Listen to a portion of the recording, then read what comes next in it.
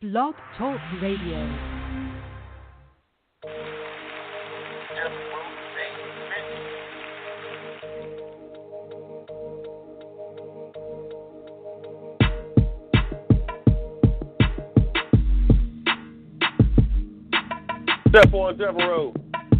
Stephon Devereux Show. Angry Kids 24/7 Radio. All right, they wanted to let you know.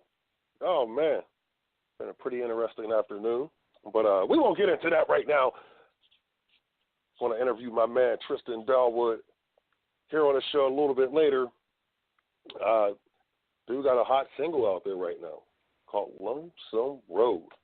Yeah, country song. I'm telling you, dude got some flavor. You know what I'm saying? I mess with dude. I like dude a lot. I think dude is I think he's on his way. But before we get into that, let me settle down. We're going to talk to Tristan after the break. But let me get settled in on a couple things that are ticking me off right now. Of course, and if you listen to the podcast on all the other outlets that I'm on, I mean, iHeartRadio and Spotify and so forth and so forth. But right now I'm a little ticked off at all this fake love. Seeing a lot of fake love out there. A lot of fake love. Yeah, fake love. What am I calling? Why am I seeing this fake love?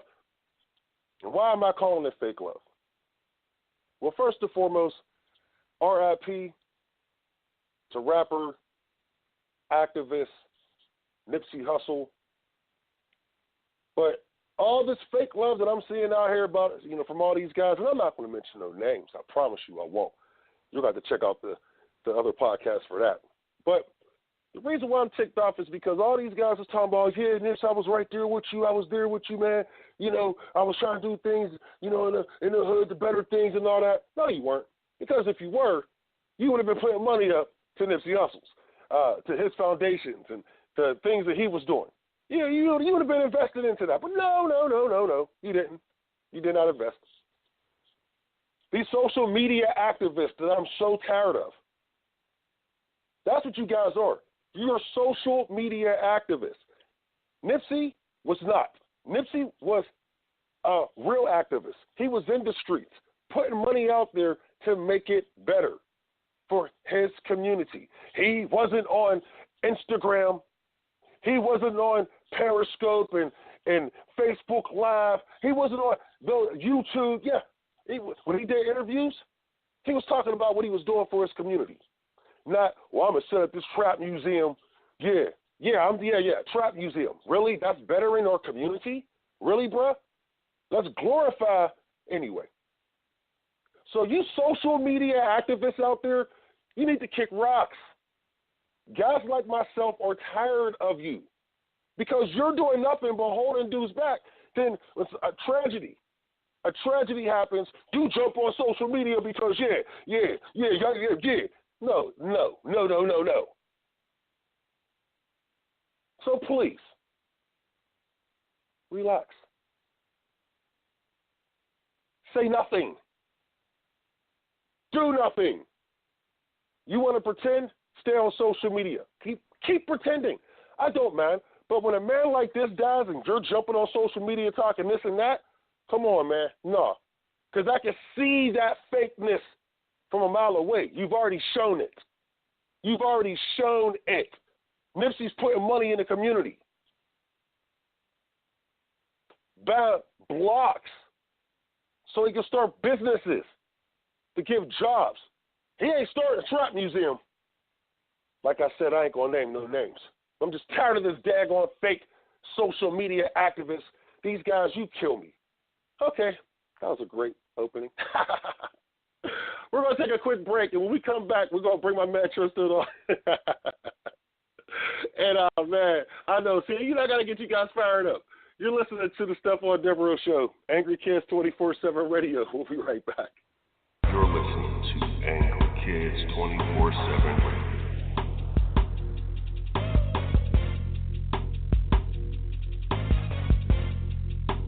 Angry Kids 24/7 Radio. How to text a guy to keep him interested? It's a question many women ask daily. Well, Amy North believes she has found the answer with How to Text a Guy to Keep Him Interested. It's a new course that she has put together, and it's helping ladies all across the world. You can go to howtotextaguy.weebly.com for more information. Amy says she has the answer, so find out there at howtotextaguy.weebly.com. Recovery from mental and substance use disorders is real. You can recover. It's possible. It happens every day.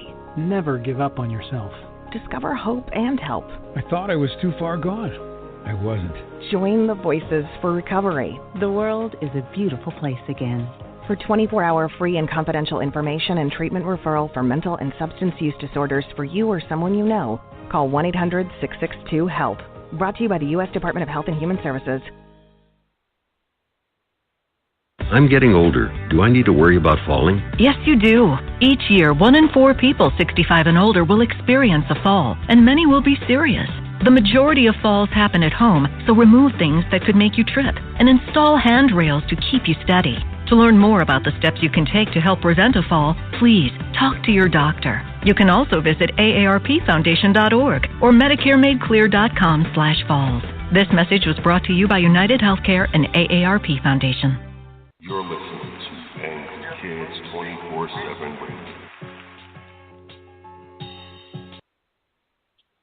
Stephon Devereux Show, Angry Kids 24/7 Radio. Yeah, I'm feeling it now because I opened that monologue, got my blood boiling.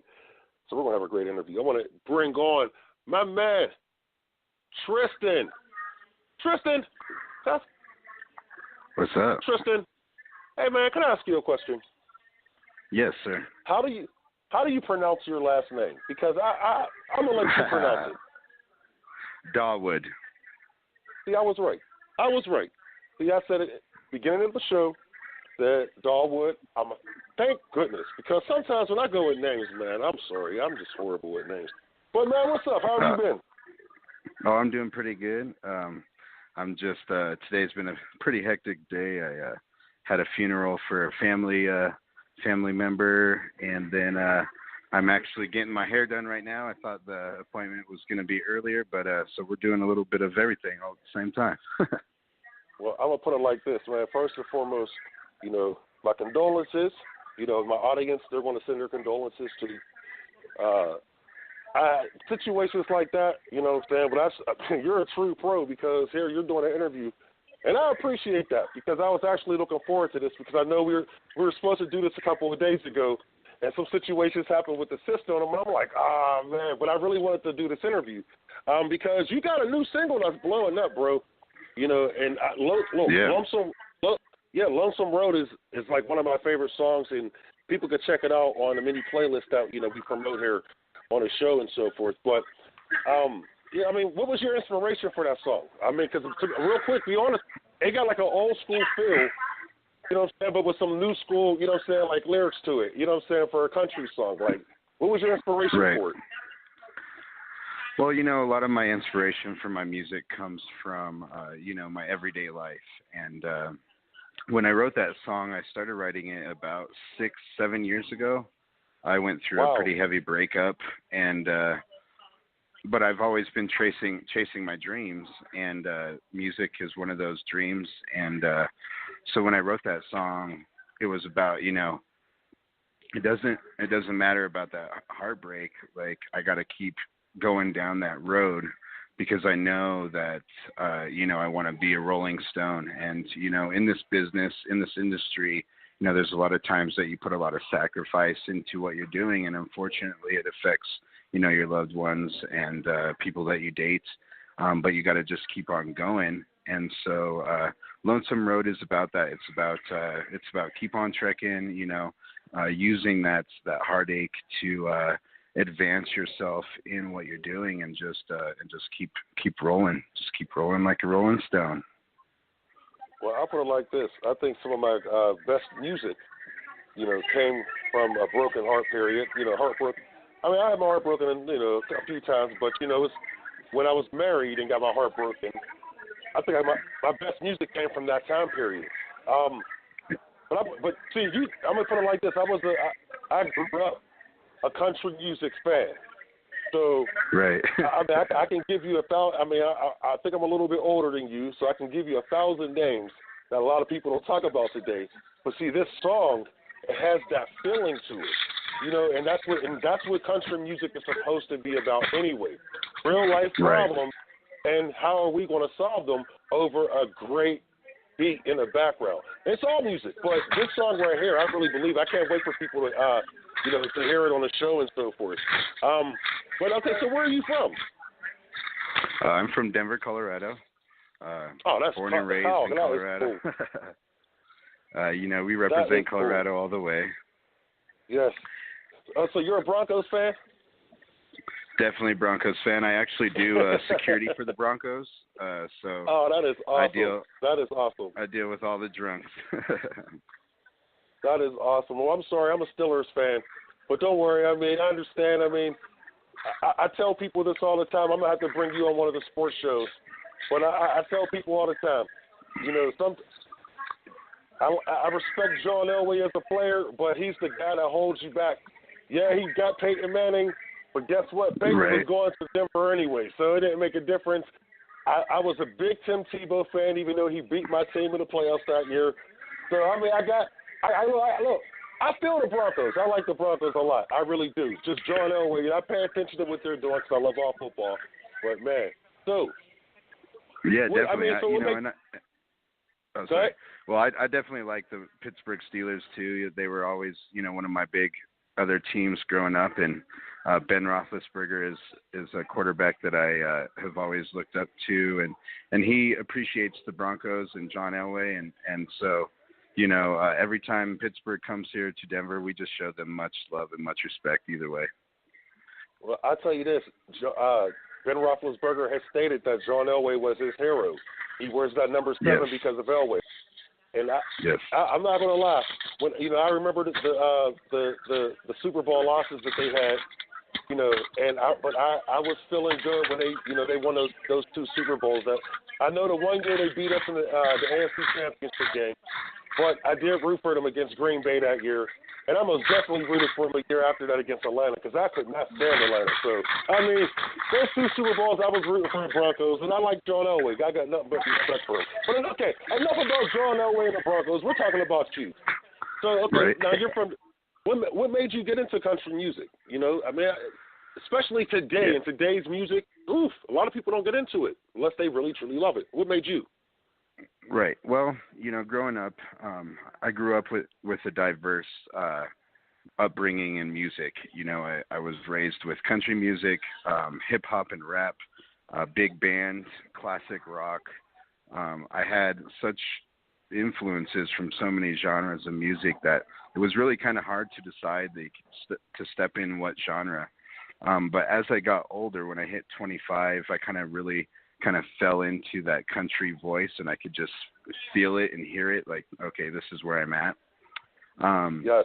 And so I got into country music that way, and I enjoy country music and classical country music, but we're also living in an age where I believe that, we can cross the boundaries of genre lines, and that, country isn't just, country music like it used to be. And I think even Garth Brooks mentioned this not too long ago.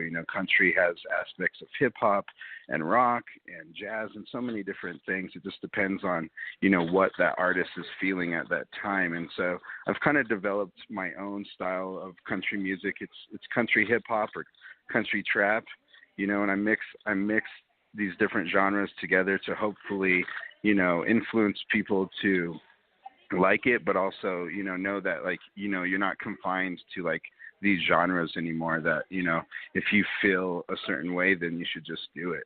And so that's kind of how I got into country music. And people, okay, here's one that people, a lot of people don't consider Buddy Holly as a country star. But to me, Buddy Holly he started out as a country star. Elvis started out as a country stars, but they crossed over, but they still kept the country elements to their music. And a lot of people don't want to accept that because it's like, oh, well, I don't like country music, but I'll ask them, do you like Elvis? Or do you like Buddy Holly? And then I'll get a yes. And then I'll tell them, well, they're country music. Oh, no, they won't. And then you have to break it down to them. And it's like, dude, most of the music that we listen to comes from country music. You know, even hip-hop, exactly. country music has a piece, you know, got a part of blues in it as well. You know, I think blues and country is practically the same thing to me. It's just done a little bit differently, you know. But, man, I'm a big country music fan, old school. I'll tell you this, there's a secret that I've never told no one. You're getting this secret. It's a nugget. My first song that I've ever written was a country music song. I kid you not, I was 12 years old, and it was over Feelings in a Girl. I'm dead serious. I'm dead. Yeah. First country music song, first song I've ever put my pen down or my pencil down in school and wrote a song. It was a country music song. And I still remember the daggone song. One day I may have to let you hear it so you can laugh at me and then say, okay. But I won't do it on the show.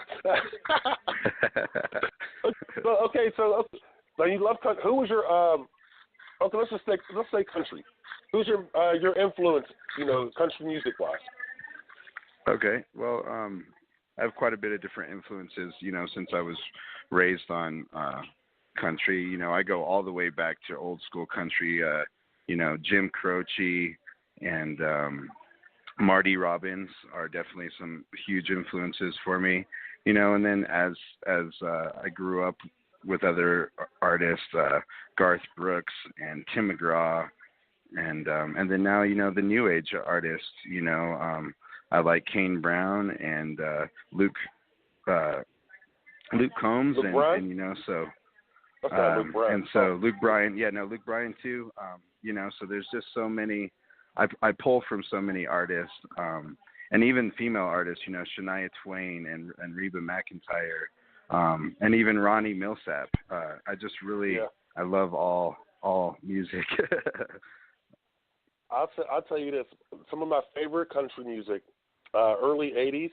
Okay, so I'll put on, there's a movie that was out years ago called Urban Cowboy.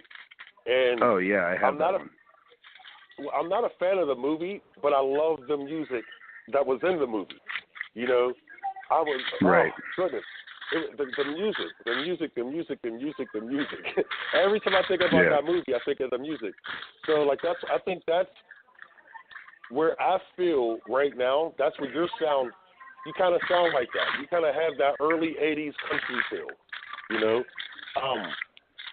Do other people tell you that? Yeah, I've heard that for sure.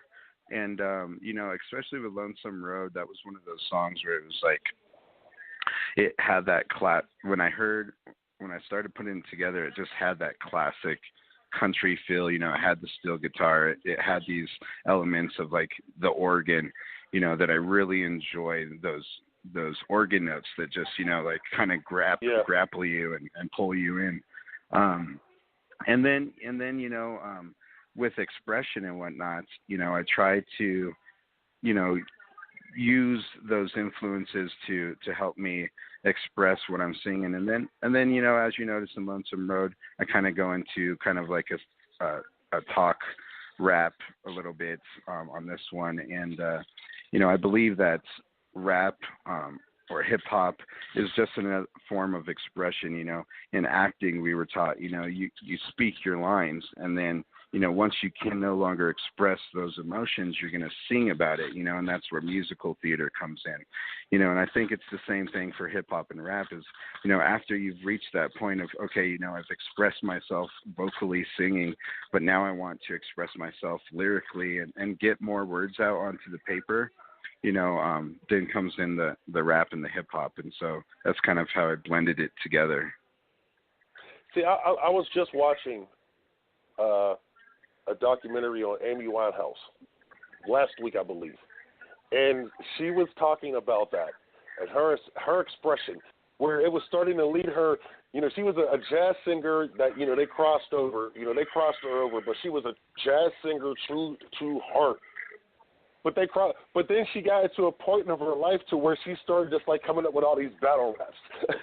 Like, so she calls her producer, you know, who was one of the most talented producers in hip hop, Salam Remy. She calls Salam and she says, "Hey, I got all these battle raps in my head and I just want to get them out and so forth." And I was sitting there thinking to myself, like, Yeah, it's like, I guess it comes to a point in your life you just want to be aggressive.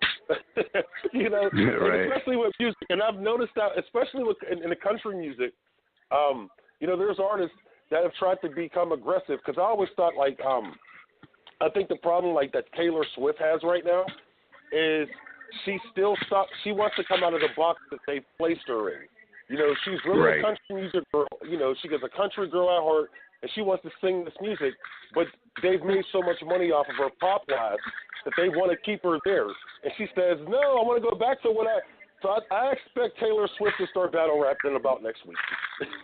yeah, exactly. Hey, look, it happened to Miley Cyrus, so.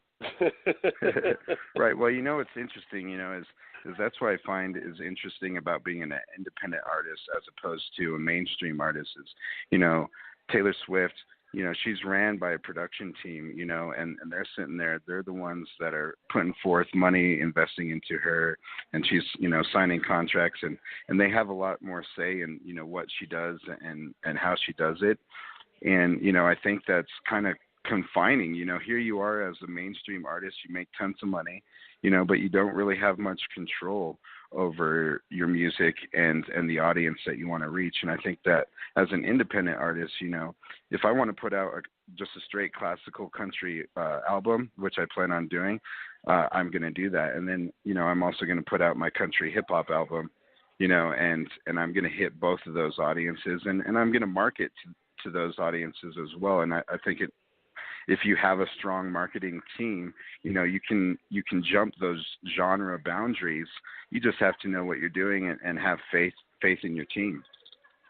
Yes, in today's music, you know, the labels are the marketing team, though. You know, because the labels don't exist. If you can get on, you know, you can get on these playlists and you can get your music heard, you know, get people, you know, who get some attention to yourself through social media. The world is yours. I mean, the world is yours. So, and especially I've learned with the hip hop artists is that a lot of these guys, they just go directly to social media. They blow up on Instagram, and then they start releasing music while they're blowing up. You know, I'm 40 years old, so you know I've been associated with the business, with the music, since I was 13. So that's 27 years, and I've watched this business evolve in so many ways to where I'm like, wow, I would have never thought that it would have been this easy for certain artists just to get on now compared to when I was a kid. I just wish that I had these opportunities back then that a lot of the newer artists have, like yourself.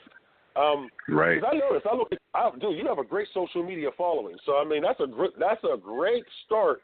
And, hey, if you could just get it in front of the fans, in front of your fans, you know, the sky's the limit. The sky is the limit. Exactly. So, okay. Well, I see. Go ahead. I'm listening. Oh, yeah.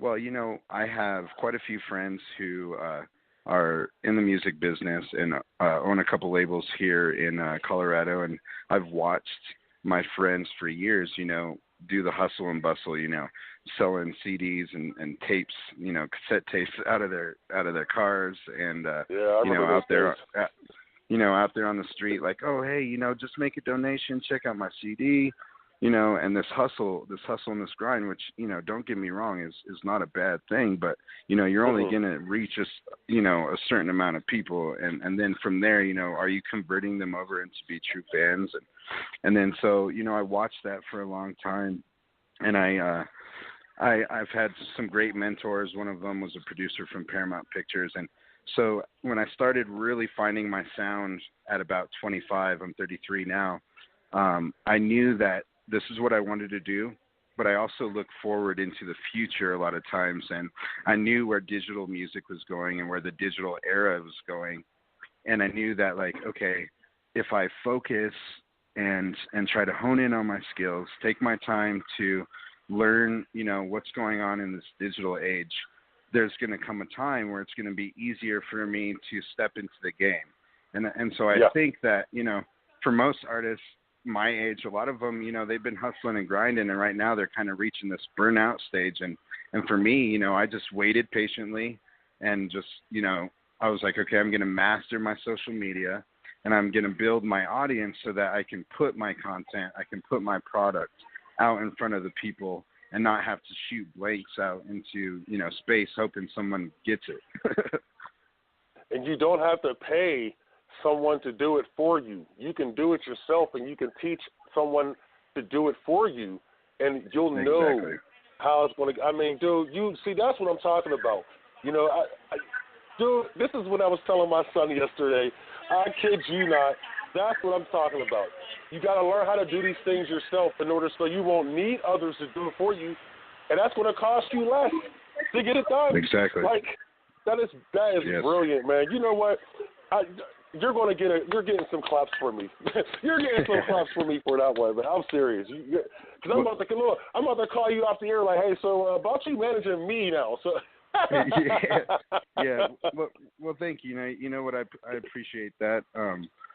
I do save a lot of money. I got 2-3 full-time jobs almost, and I invest a lot of my own money into myself and into my ads, and then I'm constantly expanding my knowledge. I'm constantly researching. I'm constantly looking up, new ways to run a successful business online for music, and that was my primary goal. I wanted to be able to, since I have so many friends in the music business, I wanted to be able to take them to another level and take myself to another level. And so, I started educating myself and getting to know, online marketing and building email lists, and social media presence and running ads. And so my goal and my purpose is, yes, I've learned all this knowledge and I'm doing it myself, but, I'm in the works right now of putting together an online music business university so that I can share these same secrets with everybody in my community so that I can help other artists advance in this digital era. And to me, I think that's just the most important thing is sharing the knowledge that you've gained with everybody else. That is awesome. Man, you are blowing my mind here because, and I hope that our listeners, I swear, I hope our listeners are paying attention to this because I want them to understand, what you're telling them. If you learn it yourself, you do it yourself, you know what I'm saying, things can go a lot further for you. And I'm hoping that at the end of the day that you actually get some people into your university from the audience because I'm going to keep promoting it. I think that is such an awesome deal. Okay, look, we only have a couple minutes left, but before we go, man, what you got coming up, man? Because I'm gonna be putting it on the station, and I'm gonna cut it up in this interview and so forth when we put it up on some of the main stations. I mean, what do you got coming up? I know you got some new music coming. You got some hot stuff, man. From what I'm hearing, I didn't want to tell the audience, but yeah, I did get it. I got a sneak peek. I'm sorry, guys. Yeah, no, it's really exciting. I came out with Lonesome Roan in October, and I had another song, Georgia, recorded prior to that. It's more of a classical rock country song. There isn't any hip hop in it, and I've been sitting on that song for a while, and I was like, man, I just need to get this out there. Like, you can't be perfect all the time. Like, just put it out there, and keep moving, So I uploaded Georgia. That comes out tomorrow. And then I have another song. It's called Young. And it's kind of a collaboration from that Supertramp song, Logical. And so the chorus is from that Supertramp song, Logical. And it's more of the country hip-hop genre that I'm starting to produce. And so I'm really excited about that song. And then, Lil Nas kind of just opened up the floodgates for country hip-hop, or what they call now country trap, within this last week. And, I was like, at first when I saw it, I was like, oh, what the hell? But I have to thank the guy because, he took that step to take a chance and just to go for it. And he's gone for it. And what that did was it inspired me to say, all right, I just need to, let the world know that I'm also here too, that, country hip hop, country trap is here. It's not just a joke. Like, there are artists out here putting that out.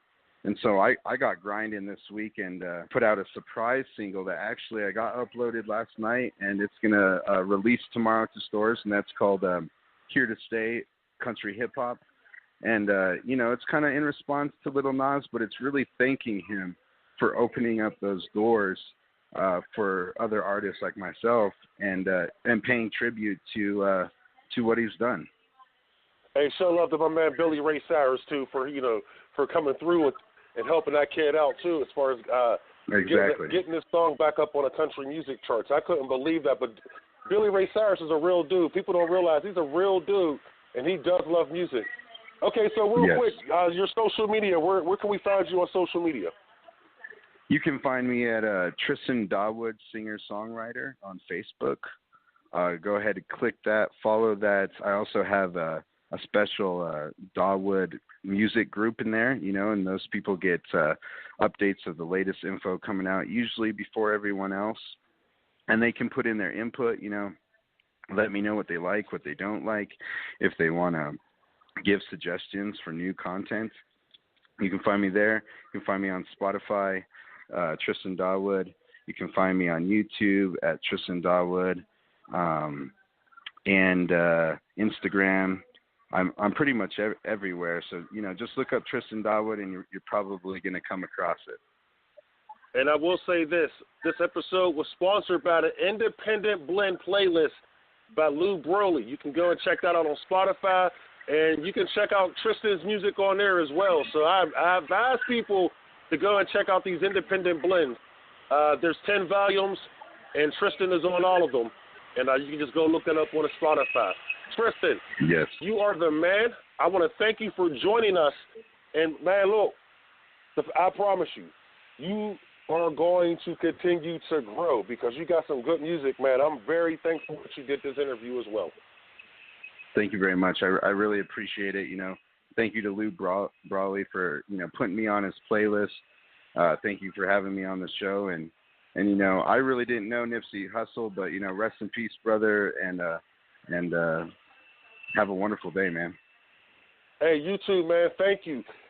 And rest in peace, Nipsey. Hey, man, we are out. Stephon Devereux Show, Angry Kids 24/7 Radio. Don't forget, you can check us out. Google us. Just do it. It's easy. Just Google us. We're also on Facebook, Angry Kids 24/7 Radio. And don't forget to go to Spotify to check out the Independent Blend playlist. Hey, look, there's 10 volumes created by curator Lou Broly. Check it out. Spotify, Angry Kids 24/7 Radio, Stephon Devereux Show. We are out. You're listening to Angry Kids 24/7 Radio.